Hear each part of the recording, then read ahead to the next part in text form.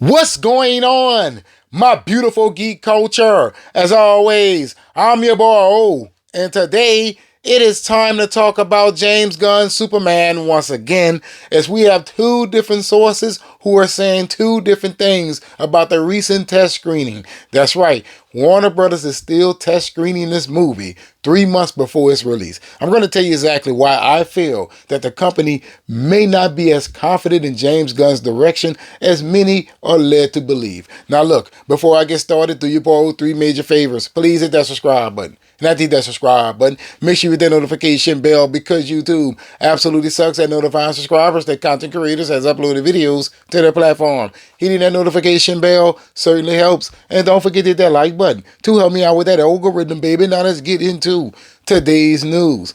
This article is coming from comicbookmovie.com. If you're familiar with the 4KO, you will know that this is my preferred site to get my news from. So shout out to them for continuing to bring the noise.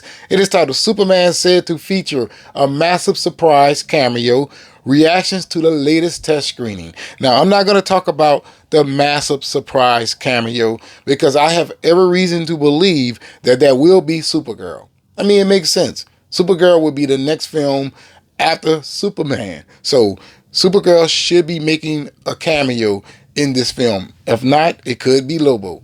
It's either one of those two characters. That's how I feel. People talking about, oh, it's going to be Jor-El. To me, Jor-El is not a surprise cameo in a Superman story.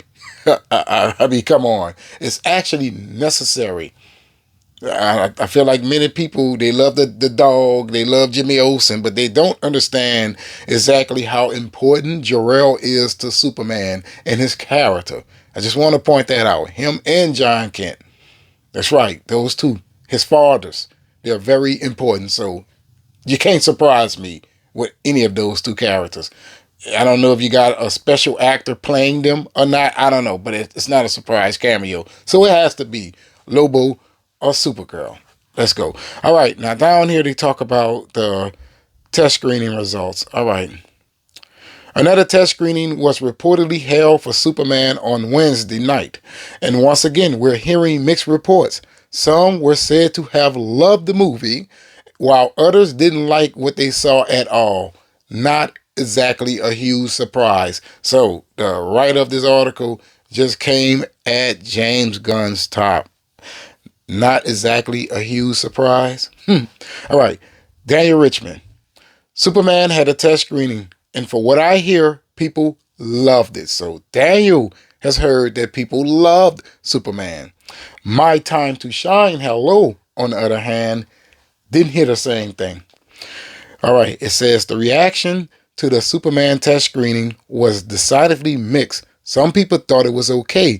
Some liked it and others didn't. So My Time to Shine, hello, is saying, look, I don't know what Daniel Richmond has heard. Or maybe he has only heard it from the people who loved it or liked it. But what I heard was it was mixed. Straight off back. Now, with this, it's kind of hard to get an indication on if the film is good or not until we get to see the movie. However, I feel that news like this will hurt the movie. That's right. I say that because they are posting this on X. And X has a wide range of reach. You know, as a content creator, I understand how much of a difference it is posting something on X than other platforms, right?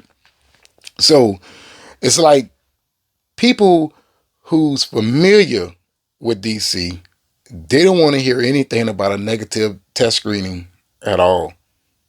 They don't want to hear it. Why? Why?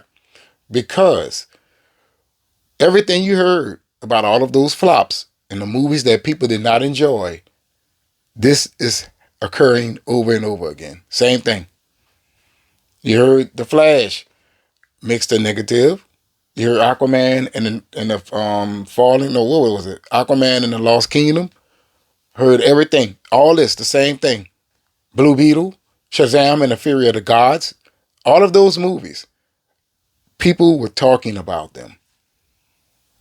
And I feel that it added to the floppage of all of those movies. Because when it comes to DC, you do not trust them. You have a problem with DC. You're not confident in this company. And speaking of confidence, why the hell are you still having test screenings 3 months out from the film's release? I mean, why? What are you going to do at this point? What exactly are you going to do? If you get a negative result and not the one that you want, what you going to do, another Justice League? No. That scares me. Me and Warner Brothers with reshoots does not work for me. I don't want to see another CGI Superman face. Well, I'm sorry, it's already in the damn movie. It surely is. It is. That flight scene with David Gordon Sweat coming through the snow and stuff, and people talking about this him. No, you got to do CGI to get that shot. And let me tell you why. How you are going to hide his cape behind the head if you're not going to do CGI digital outlay around it? It's common sense. So it is David, but the moment that he turns and that cape flop behind his head, that face isn't David. That's why the eyes are going in separate directions. Ain't no damn fisheye lens. Yeah, some people just need to use their common sense here.